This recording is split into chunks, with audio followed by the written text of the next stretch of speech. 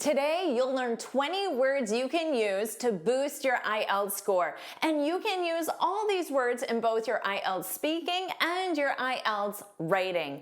Plus, after your IELTS, you can keep using these words in your vocabulary for presentations, job interviews, and any formal situations. Welcome back to JForrest English. Of course, I'm Jennifer. Now let's get started. Let's review conundrum. Do you know this noun? Conundrum. Conundrum. This is a confusing and difficult problem or question. Now remember, you can use all these words in both writing and speaking. So let me first share some examples for writing and then for speaking. This presents a conundrum. This is a noun, so you need an article. A conundrum for policymakers trying to balance economic growth with environmental sustainability. So remember, a confusing or difficult situation.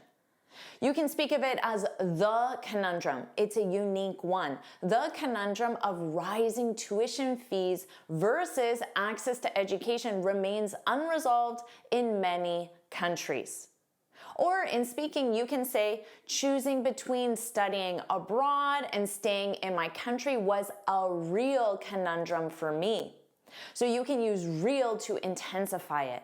Or you can use the collocation I often face the conundrum of how to balance my studies and part-time work. Let's review undoubtedly. Undoubtedly. Undoubtedly. This is an adverb. It means without doubt, or you can think of it as certainly or clearly true. You can use this to start your sentence. Undoubtedly, technology has transformed the way we communicate. I'm sure you would agree with that. Or climate change is undoubtedly one of the greatest challenges of our time. So notice here it comes after the verb to be. Or that was undoubtedly the most difficult project I've ever managed. Or how about this one? She is undoubtedly the best teacher I've ever had. Hopefully you're thinking that right now with my lessons and me as your teacher. So if you're thinking that, put that's right, put that's right in the comments. And don't worry about taking notes. I summarize everything in a free lesson PDF. You can find the link in the description. Let's review tendency. Tendency. This is a likelihood to behave in a certain way or to happen regularly. For example, there is a growing tendency. So a tendency and then growing describes it. A growing tendency for people to shop online rather than in physical stores. It's happening more often as a routine event. Young adults show a tendency. A tendency is a noun, so you need a verb. You can use show a tendency to delay marriage and parenthood. Again, useful to talk about trends. I have a tendency to overthink things before making a decision. Or my brother has a tendency, so notice the verb have. My brother has a tendency to leave things until the last minute. It's a routine for him. How about fluctuate? Notice that pronunciation, fluctuate, fluctuate. This means to rise and fall irregularly or to vary over time.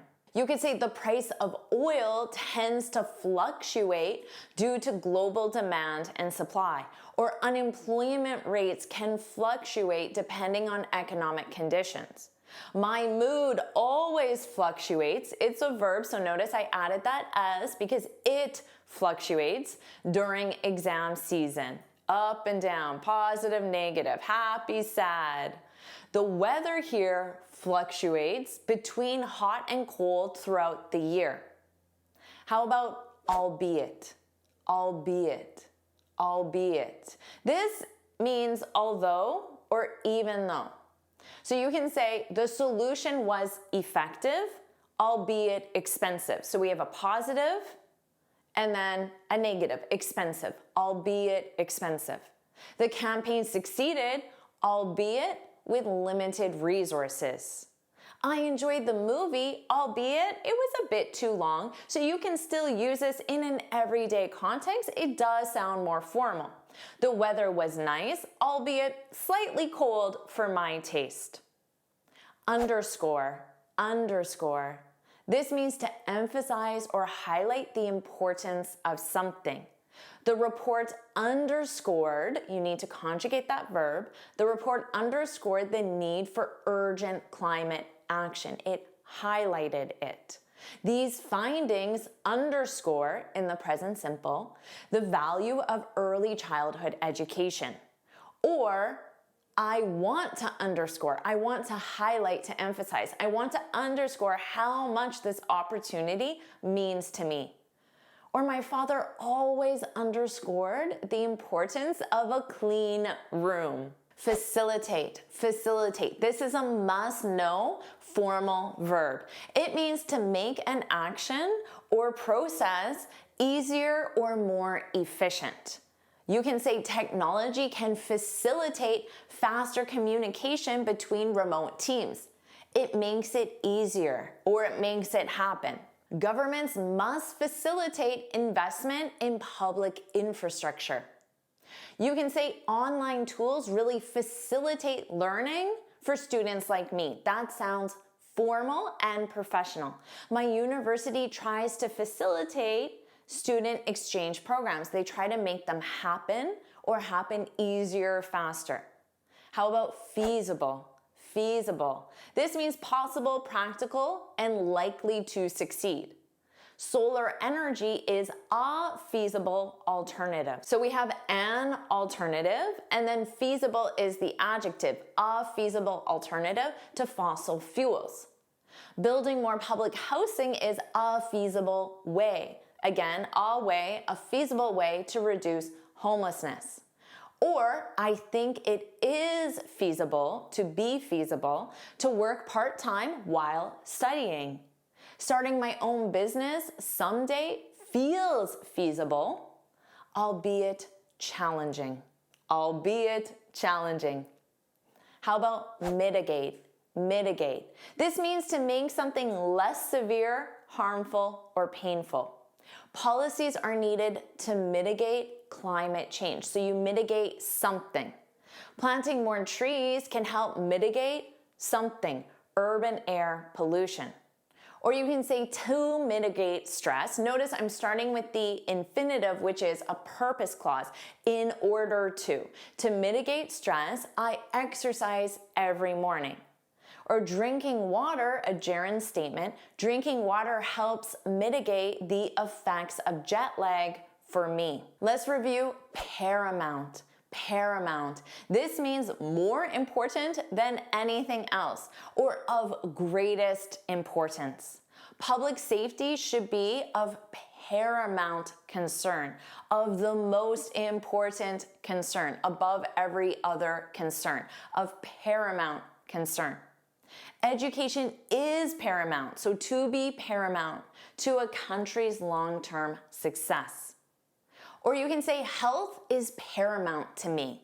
It sounds more advanced than saying health is important to me. Health is paramount to me. So I always make time to work out. It's paramount, again, to be paramount, it's paramount that I stay focused before my exams. Let's review prevalent. Prevalent. This means widespread or commonly occurring. Obesity is becoming increasingly prevalent. So you can have to be or to become to show that process is becoming increasingly prevalent, so more and more prevalent. Or you could say a prevalent belief is that success comes only from hard work. You can say internet scams are quite prevalent these days. So to be prevalent and then quite intensifies it, are quite prevalent these days. That style of music is especially prevalent among young people. So again, to be prevalent. Let's review robust. Robust. Robust. This means strong and effective in all conditions or situations. This often describes the economy. A robust economy can withstand global financial shocks. The study uses a robust methodology. So here it's describing methodology, a robust methodology to ensure accuracy. Or you might say, I prefer a robust workout routine that challenges me. And you can say, the laptop I bought is extremely robust and durable. So it absolutely describes everyday objects like a laptop or a phone. Let's review allocate. I've already used this in example sentences. It's extremely important to know in a more formal context. To allocate. This means to distribute resources or duties for a particular purpose. Government should allocate more funds to education and healthcare. So allocate should contribute or disperse that resource. The company allocated a budget specifically for marketing this year. So they have all their money and then they take a part and allocate it to a specific purpose, marketing. Or you can say, I try to allocate enough time each day for studying English. Hopefully you say that. Or my manager allocated different tasks to each team member. So it's often used to describe distribution of work. You can think of that as tasks or projects. Let's review compulsory. Compulsory. This means required by law or rule. So you can think of it as mandatory. Education is compulsory for children up to age 16 in many countries. It's a requirement by law or rule. Wearing seatbelts should be compulsory for all passengers. It should be a law. In my school, uniforms were compulsory. So you can use this to talk about things you were required to do as a child or even now as an adult. Physical education used to be a compulsory subject. If it's a compulsory subject, it's an alternative word to mandatory, not an option. It's compulsory. Let's review scarce. Scarce. This means in short supply, so there's not enough to meet demand. Clean water is becoming scarce in some regions. So this is often used to talk about resources. Housing in urban areas is often scarce and expensive, so to be.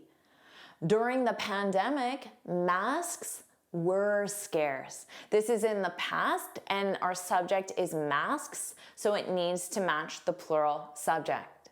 Jobs in my field are scarce. So again, jobs is plural. They are scarce, to be scarce, especially for beginners. Let's review predominantly. Predominantly. This is an alternative to mainly or for the most part, and it sounds more formal.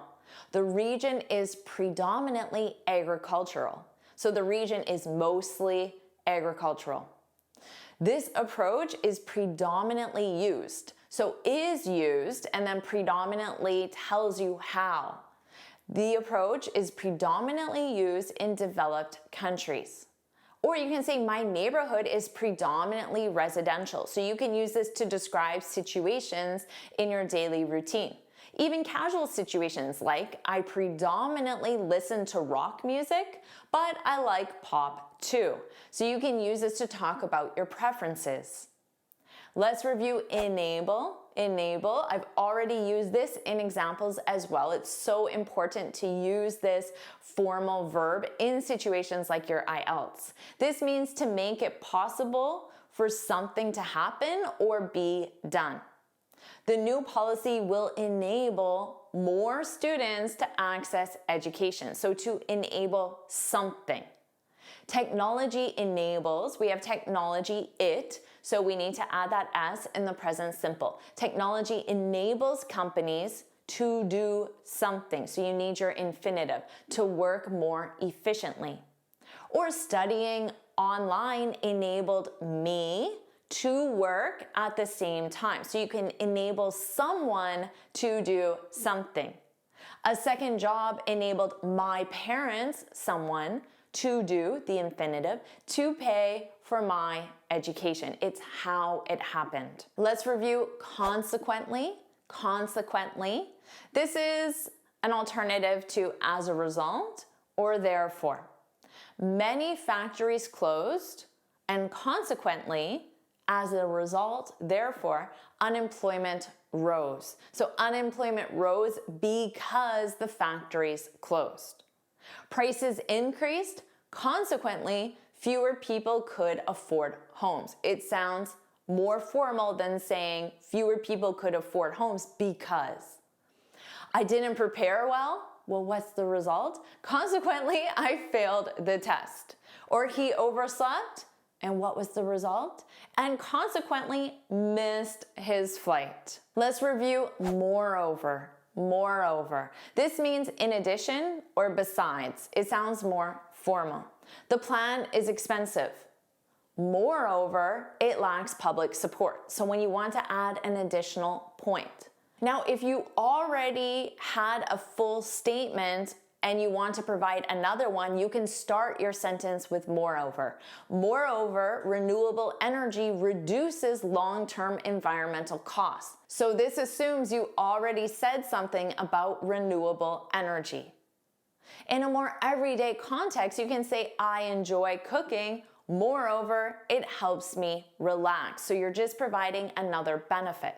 She's a good student. Moreover, she volunteers every weekend. So we can make two simple statements sound way more advanced by connecting them together. Let's review nowadays. Nowadays. This means at the present time, and it's in contrast to the past. Pay attention to the sentence structure. You can start your sentence nowadays, and there's always an S. Nowadays,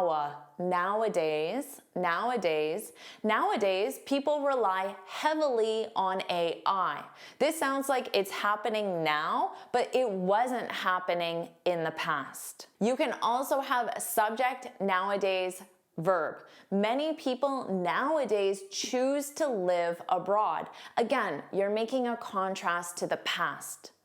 I use ChatGPT instead of Google nowadays. It's also possible to put it at the end. Keep in mind, it sounds slightly more casual at the end of a statement. So in your spoken exam, if you're in the more casual part, you can absolutely put it at the end, but for more formal writing, I recommend at the beginning.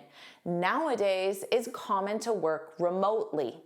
And remember, you're making a contrast to the past. Now you have 20 new words in your vocabulary to boost your IELTS score in writing and in speaking. Plus, you can use all these words in any formal situation. They are certainly a part of my vocabulary when I want to sound more formal. If you want me to keep teaching you more advanced words for your IELTS or formal presentations, put let's go in the comments. And of course, make sure you like this lesson, share it with your friends, and subscribe so you're notified every time I post a new lesson. And you can get this free speaking guide where I share 6 tips on how to speak English fluently and confidently. You can click here to download it or look for the link in the description.